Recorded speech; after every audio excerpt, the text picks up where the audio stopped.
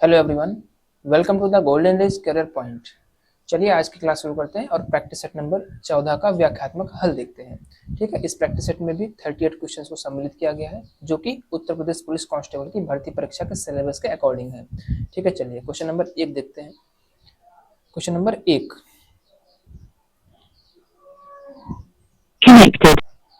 देखिए question number 1 में पूछा गया है ठोस पदार्थों में ऊष्मांतरण या फिर ऊष्मा हस्तांतरण की प्रक्रिया को के रूप में जाना जाता है।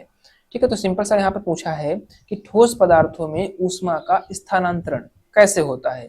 ठीक है, देखिए ऊष्मा जो है ठोस, द्रव तथा गैस तीनों माध्यमों में अलग अलग तरीके से स्थानांतरित होती है। ठोस में ऊष्मा का स्थानांतरण चालन के द्वारा होता है, ठीक है, और द्रवों में संवहन के द्वारा होता है और गैस में विकिरण के द्वारा होता है। ठीक है, अब अगर किसी माध्यम में पूछे तो आप लोग ध्यान रखेंगे कि ऊष्मा का स्थानांतरण जो है वो ठोस में चालन के द्वारा प्रक्रिया क्या कहलाती है, चालन कहलाती है, और द्रवों में ऊष्मा स्थानांतरण की प्रक्रिया संवहन कहलाती है, और गैसों में ऊष्मा स्थानांतरण की प्रक्रिया विकिरण कहलाती है। यहाँ पर पूछा गया है ठोस में, तो ऑप्शन नंबर आपका डी बिल्कुल सही जवाब हो जाएगा। चलिए नेक्स्ट क्वेश्चन देखते हैं। क्वेश्चन नंबर 2 पूछा गया है फ्रैंक व्हिटल द्वारा निम्न में से किसका आविष्कार किया गया है। ठीक है, फ्रैंक व्हिटल एक वैज्ञानिक है और पूछा गया इन्होंने किसका आविष्कार किया है। ऑप्शन है विद्युत चुंबकत्व, बेंजीन तरल गैस और ऑप्टिकल ग्लास, विद्युतीय प्रवाह प्रेरण या फिर जेट इंजन। तो इसका सही आंसर हो जाएगा ऑप्शन नंबर डी। ठीक है, फ्रैंक व्हिटल ने जेट इंजन का आविष्कार किया था और जेट इंजन की कार्यप्रणाली जो है वो रेखीय संवेग के संरक्षण पर आधारित है। ठीक है, रेखीय संवेग संरक्षण सिद्धांत पर जेट इंजन कार्य करता है। नेक्स्ट क्वेश्चन देखते हैं। क्वेश्चन नंबर 3 में क्या पूछा है, सर्वोत्तम विद्युत चालक क्या है। ऑप्शन है लोहा, एल्यूमिनियम, तांबा और चांदी। ठीक है, तो देखिए यहाँ पर विद्युत चालक पूछा है। विद्युत के चालक या सुचालक ऐसे पदार्थ होते हैं जिनमें ऊष्मा तथा विद्युत का चालन हो सके। ठीक है, अब यहाँ पर पूछा गया है कि सर्वोत्तम विद्युत का चालक कौन सा है, तो ऑप्शन नंबर डी बिल्कुल सही जवाब हो जाएगा। चांदी जो है वो विद्युत का सबसे अच्छा चालक माना जाता है। ठीक है, सभी बाकी चालक लोहा भी है, एल्यूमिनियम भी है, तांबा भी है, लेकिन सर्वोत्तम की बात की जाए तो चांदी सबसे अच्छा चालक होता है विद्युत का। नेक्स्ट क्वेश्चन देखते हैं। Question number 4। क्वेश्चन नंबर 4 में क्या पूछा गया है, जातक कथा संबंधित है। देखिए जातक कथा ऑप्शन क्या है इसमें, गौतम बुद्ध से, छत्रपति शिवाजी से, बाल गंगाधर तिलक से या फिर गांधी जी से। तो जातक कथाएं जो है वो महात्मा बुद्ध से संबंधित है, गौतम बुद्ध से, और जातक कथाओं में लगभग 35 कहानियों का वर्णन मिलता है। ठीक है, लगभग 35 कहानियां इसमें संकलित हैं और ये कहानियां गौतम बुद्ध के पूर्व जन्म से संबंधित है। ठीक है, गौतम बुद्ध के पूर्व जन्म की कहानियां मानी जाती हैं। चलिए नेक्स्ट क्वेश्चन देखते हैं। Question number 5। क्वेश्चन नंबर 5 में क्या पूछा है, प्रसिद्ध ग्रंथ रामायण के रचयिता कौन है। ठीक है, बहुत ही सिंपल सा क्वेश्चन है। रामायण संस्कृत भाषा में लिखा गया महाकाव्य है। ठीक है, संस्कृत भाषा में, और इसकी रचना महर्षि वाल्मीकि जी ने की थी और महर्षि वाल्मीकि को संस्कृत का आदि कवि माना जाता है। ठीक है, संस्कृत का आदि कवि माना जाता है। अब देखिए यहाँ पर थोड़ा कंफ्यूजन हो सकता है। रामायण, यहाँ पर दो नाम है ना, वाल्मीकि और तुलसीदास जी, दोनों लोगों ने रचना की है। अब रामायण की रचना वाल्मीकि जी ने की है, किस भाषा में, संस्कृत भाषा में, और संस्कृत भाषा को पढ़ने में थोड़ी कठिनाई होती थी, सभी लोग नहीं पढ़ पाते थे, इसलिए लोगों की सुविधा के लिए गोस्वामी तुलसीदास जी ने रामायण का अनुवाद कर दिया अवधी भाषा में। ठीक है, अवधी भाषा में, और उसका नाम क्या है, श्री रामचरित मानस। श्री रामचरित मानस। तो यहाँ पर बिल्कुल कंफ्यूजन मत क्रिएट करना। ठीक है, श्री रामचरित मानस महाकाव्य की रचना किसने की, गोस्वामी तुलसीदास जी ने अवधी भाषा में, जबकि रामायण की रचना आदि कवि महर्षि वाल्मीकि जी ने की है, किस भाषा में, संस्कृत भाषा में। ठीक है, अब यहाँ पर एक और ऑप्शन बचता है वेद व्यास जी। वेद व्यास जी ने महाभारत की रचना की है। ठीक है, ध्यान रखेंगे, महाभारत की रचना महर्षि वेद व्यास जी ने की है। चलिए नेक्स्ट क्वेश्चन देखते हैं।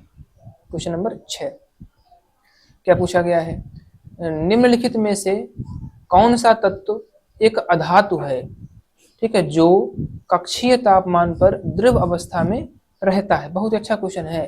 कक्षीय तापमान का मतलब क्या हो गया, रूम टेम्परेचर। ठीक है, रूम टेम्परेचर पर कौन सी एक अधातु है जो द्रव अवस्था में रहती है।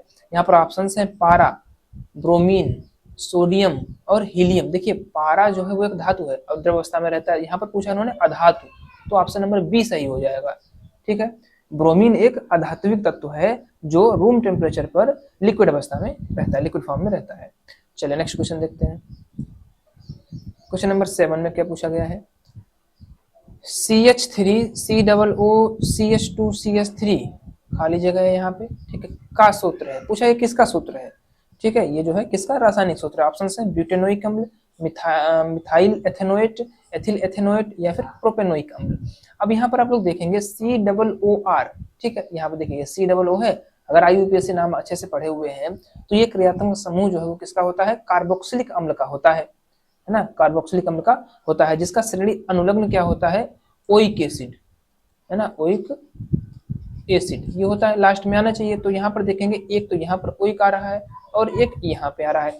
अब बात आती है कार्बन की संख्या, कार्बन की संख्या ना 1 2 3 4, ठीक है, एक कार्बन क्या होता है, मेथ होता है, ठीक है, 2 क्या होता है, एथ, 3 क्या है, प्रोप, ठीक है, 4 क्या है, ब्यूट, ठीक है, और इसमें क्या करते हैं हम लोग अनुलग्न जोड़ देते हैं, है ना, एन भाई पूरा बनता है एल्केन, ALKANE, इसमें से ANE हटा देते हैं और इसकी जगह पर क्या जुड़ जाता है, ओइक एसिड जुड़ जाता है। अब यहाँ पर देख लेंगे आप भाई, देखिए ऑप्शन नंबर इसमें जो है आपका ऑप्शन नंबर जो है ABC में से कौन, अब देखिए कार्बन पहले गिन लेते हैं फिर ऑप्शन चुन लेंगे ना। देखिए यहाँ पर ये 1, ये 2, ठीक है, 3 और एक 4, तो टोटल कार्बन कितने हो गए, 4, और 4 से क्या होता है, ब्यूटेन होता है ना, और ब्यूटेन के अंत से ANE हटा करके ओइक एसिड जोड़ देंगे तो butanoic acid, option number A, ये देखिए, ठीक है, ब्यूटेनोइक अम्ल बन जाएगा यहाँ पर।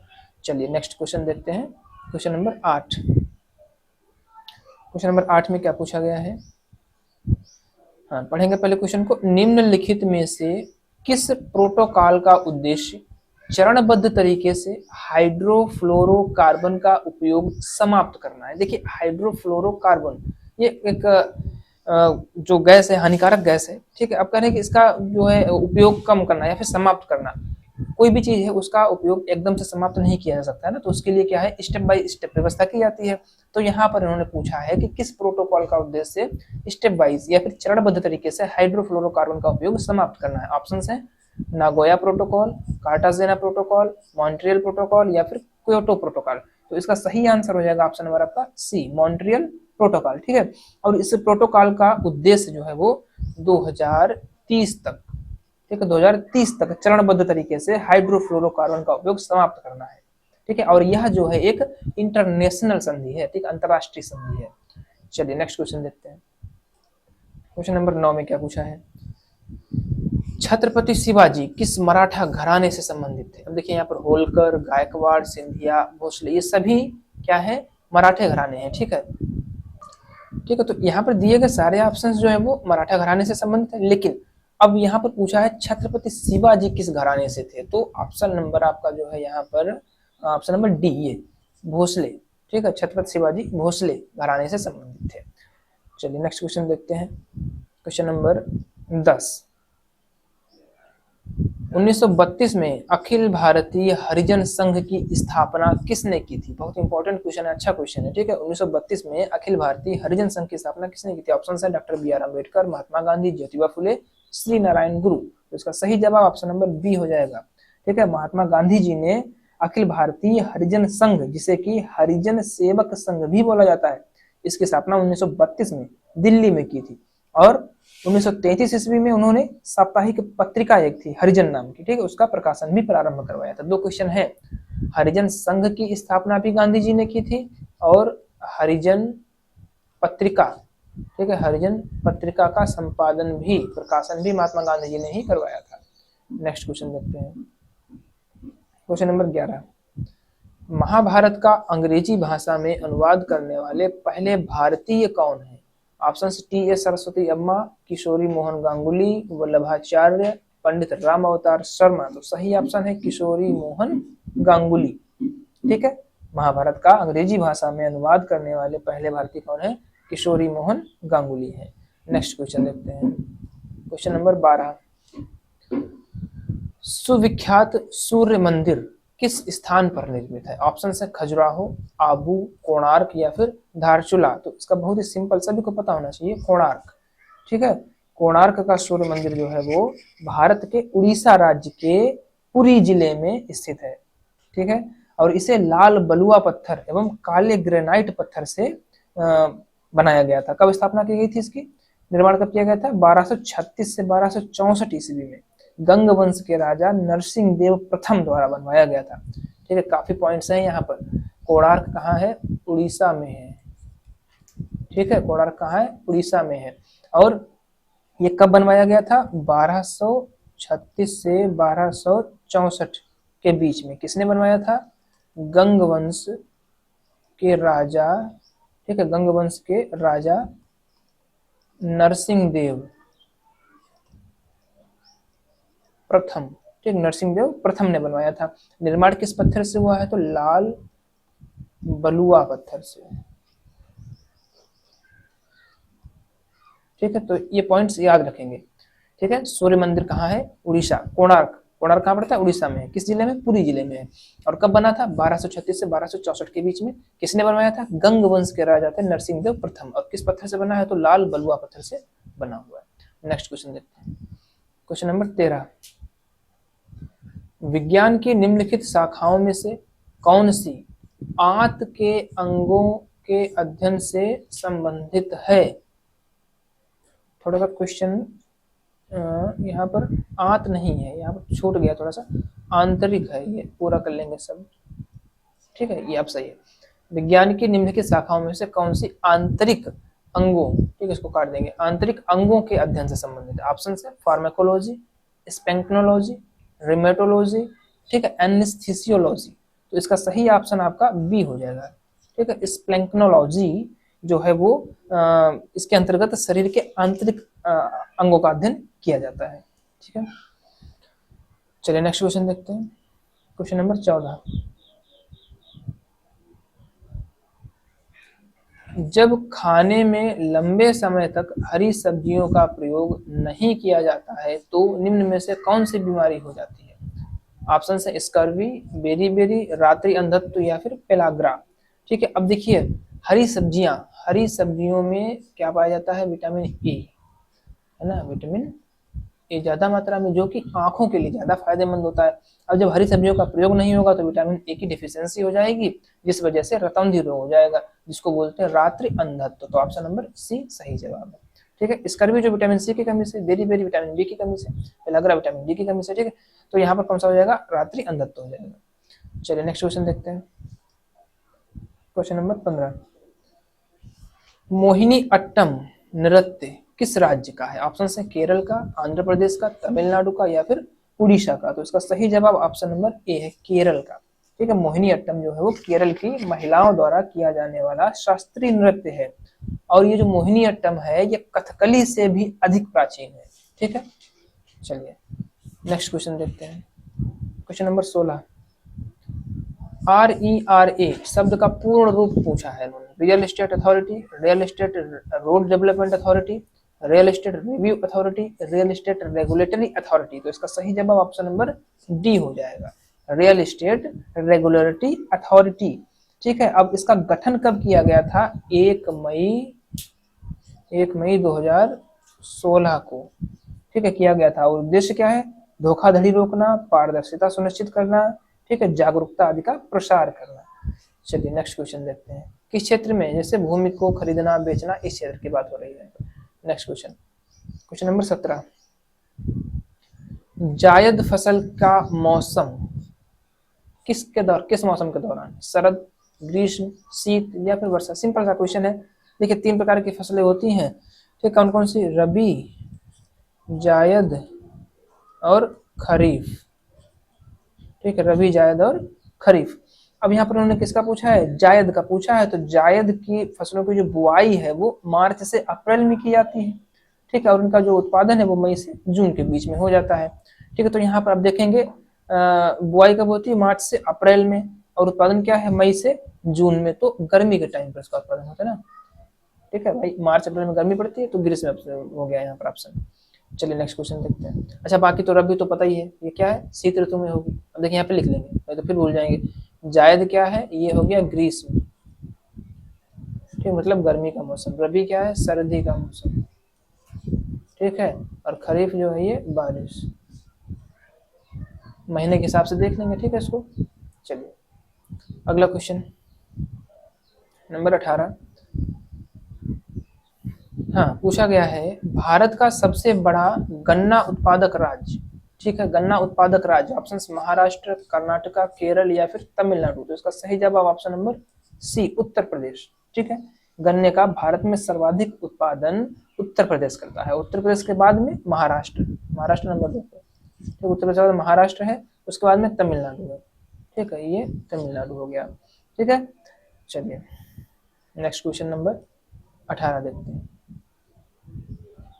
18 तो हो गया। Question number 19। अफ्रीका में कालाहारी किस प्रकार का रेगिस्तान है? ठीक है, शीत शरद ऋतु, उपोष्ण कटिबंध, उष्ण कटिबंध या फिर शीत तटवर्ती। तो इसका सही जवाब ऑप्शन नंबर बी हो जाएगा। कालाहारी विश्व का एक विशाल मरुस्थल है। यह उष्ण कटिबंधीय मरुस्थल है। ठीक है, यहाँ के स्थायी निवासियों को बुशमैन क्या कहा जाता है? बुशमैन। ठीक, यहाँ के लोग जो है बुशमैन कहलाते हैं। नेक्स्ट क्वेश्चन देखते हैं। Question number 20। पिग्मी निवासी किस देश में पाए जाते हैं? ऑप्शन है घाना, विषुवतरेखीय प्रदेश, सहारा या फिर मोरक्को। तो इसका सही जवाब ऑप्शन नंबर बी, विषुवतरेखीय प्रदेश। ठीक है, पिग्मी जो है वो मध्य अफ्रीका के विषुवतरेखीय प्रदेश में पाई जाने वाली जनजाति है।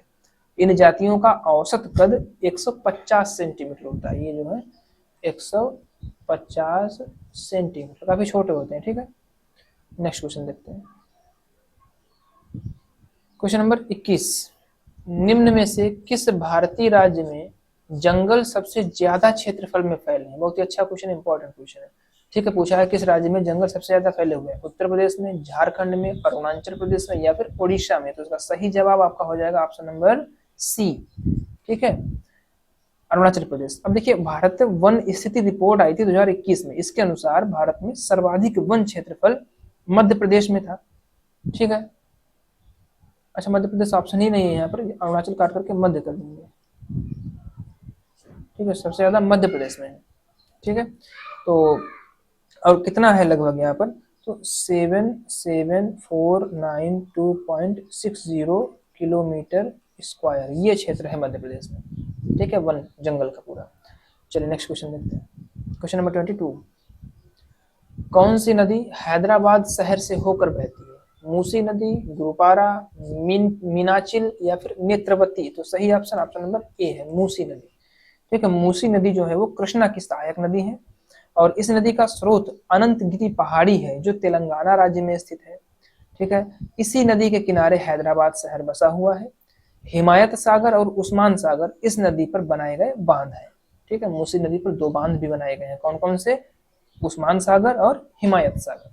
ठीक है, चलिए नेक्स्ट क्वेश्चन देखते हैं। Question number 23। नागार्जुन सागर परियोजना किस नदी पर बनी हुई है? इंपॉर्टेंट क्वेश्चन है, पूछा भी जाता है। गंडक नदी पर, कोसी नदी पर, कृष्णा नदी पर या फिर महानदी पर। तो इसका सही जवाब ऑप्शन नंबर सी हो जाएगा, कृष्णा नदी। ठीक है, नागार्जुन सागर बांध परियोजना भारत के आंध्र प्रदेश राज्य में स्थित एक प्रमुख नदी घाटी परियोजना है। यह हैदराबाद से 150 किलोमीटर दूर कृष्णा नदी पर स्थित है। इसका निर्माण कार्य 1966 में पूरा हुआ था। किसका? नागार्जुन सागर बांध परियोजना का। किस पर बनी हुई है? कृष्णा नदी पर बनी हुई है। ठीक है, नेक्स्ट क्वेश्चन, क्वेश्चन नंबर 24।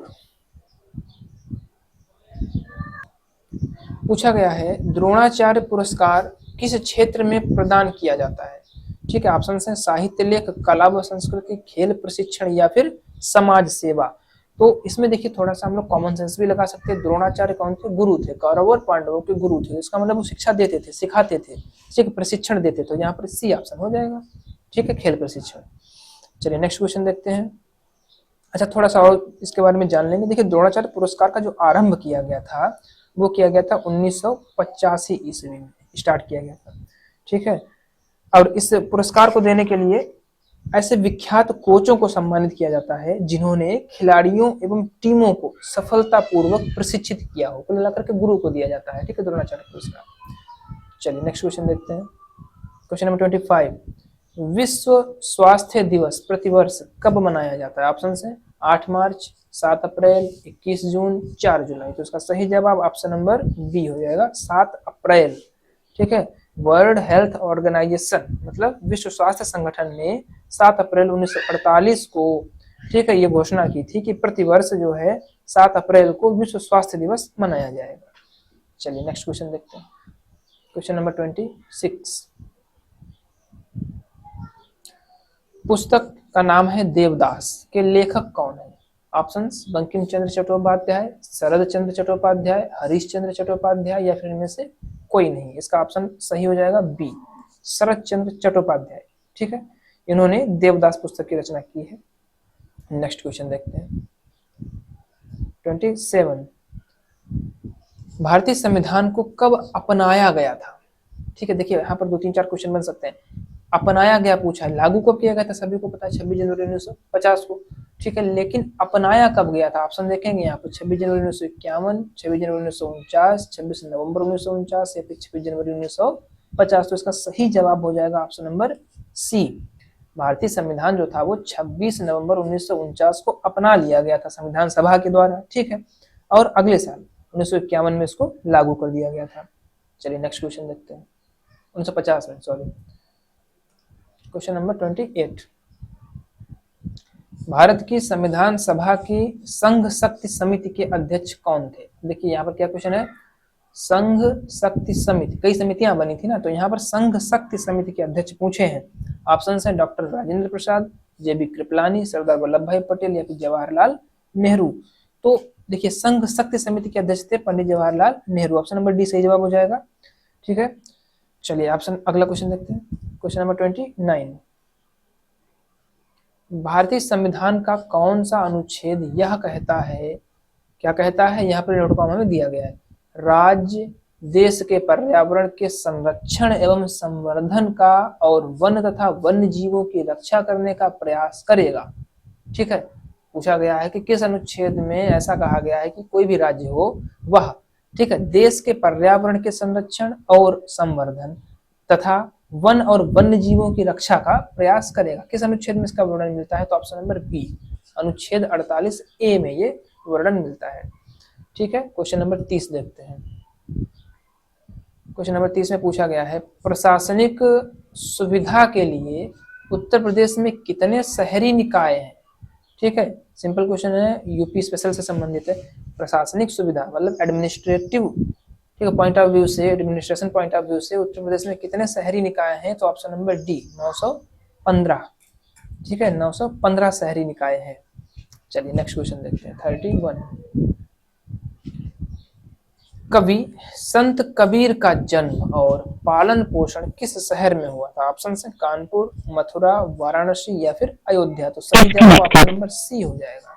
ठीक है, कबीरदास का जन्म जो था वो 1398 ईस्वी को, ठीक है, ये भी विवादास्पद है, कहाँ हुआ था? वाराणसी में माना जाता है। परंतु इनका पालन पोषण देखिए जन्म जो है वो माना जाता है कि एक विधवा ब्राह्मणी के गर्भ से हुआ था। ठीक है, और उनका पालन पोषण जो था वो नीरू और नीमा नामक जुलाहा दंपति ने किया था। ठीक है, तो जन्म और पालन पोषण कहाँ हो गया? वाराणसी में। Next question, question number 32। Uttar Pradesh में पहली बार 1887 में प्रकाशित होने वाले दैनिक समाचार पत्र हिंदुस्तान के संपादक कौन थे? सही जवाब हो जाएगा option number C, Pandit Madan Mohan Malviya. ठीक है, अब देखिए ये 1887 में प्रकाशित हुआ था, ध्यान रखेंगे इस बात को। ठीक है, नेक्स्ट क्वेश्चन देखते हैं 33।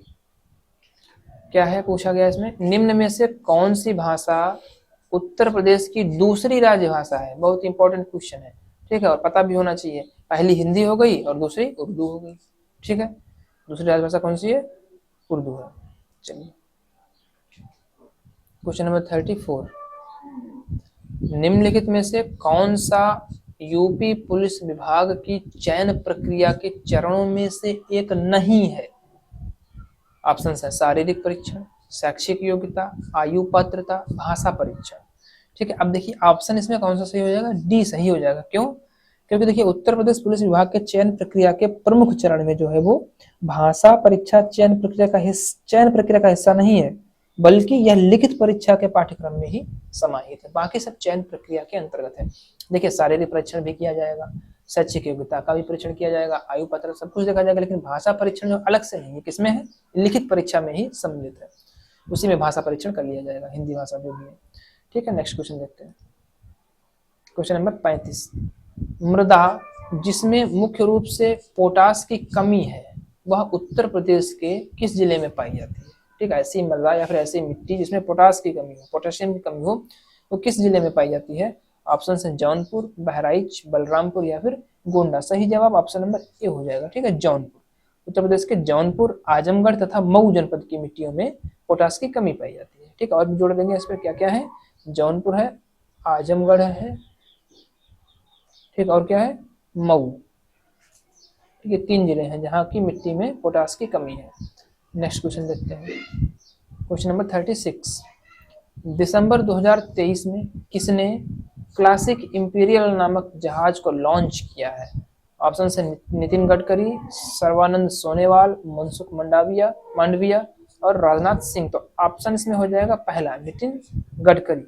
ठीक है, देखिए ये क्या है, सड़क एवं राजमार्ग मंत्री हैं नितिन गडकरी। इन्होंने केरल में क्लासिक इंपीरियल नामक लग्जरी शिप लॉन्च किया है। ठीक है, चलिए नेक्स्ट क्वेश्चन देखते हैं। 37, दिसंबर 2023 में आए चक्रवात, क्या नाम है, मिचांग, का नामकरण किस देश ने किया? ऑप्शन है भारत, यमन, म्यांमार या फिर श्रीलंका। तो सही जवाब ऑप्शन नंबर सी हो जाएगा, म्यांमार। ठीक है, दिसंबर 2023 में बंगाल की खाड़ी में चक्रवात आया था। ठीक, उसका नामकरण जो है वो नाम दिया गया मिचांग, और ये नाम किसने दिया, म्यांमार ने दिया। मिचांग का अर्थ क्या होता है, दृढ़ इच्छा शक्ति। ठीक है, मिचांग का मतलब जो अगर शब्द का निकाला जाए तो क्या होता है, दृढ़ इच्छा शक्ति। ठीक है, ये होता है मिचांग का अर्थ। चलिए आज का लास्ट क्वेश्चन देखते हैं। क्वेश्चन नंबर 38, क्या पूछा गया है, दिसंबर 2023 में दुनिया के पहले पोर्टेबल हॉस्पिटल का अनावरण कहाँ किया गया था? ठीक है, ऑप्शन है उत्तर प्रदेश, महाराष्ट्र, केरल या फिर हरियाणा। तो सही ऑप्शन आपका डी हो जाएगा, हरियाणा में। ठीक है, दिसंबर 2023 में दुनिया के पहले पोर्टेबल हॉस्पिटल का अनावरण हरियाणा के गुरुग्राम में किया गया। ठीक है, चलिए तो इस तरीके से हम लोगों ने 38 क्वेश्चंस को यहाँ पर। ठीक है, तो तैयारी को बेहतर रूप से जारी रखिए। ठीक है, और प्रैक्टिस करना बहुत ही जरूरी है। ठीक है, पढ़ने के बाद में उससे संबंधित प्रश्नों को देखना, समझना, किस प्रकार के प्रश्न पूछे जा सकते हैं। ठीक है, ये सारी बातें जो है आप तभी समझ सकते हैं जब प्रैक्टिस को निरंतर रूप से करेंगे। ठीक है, तो बने रहिए गोल्डन रेस कैरियर पॉइंट के साथ में, अपनी तैयारी को बेहतर रूप से जारी रखिए। Thank you very much.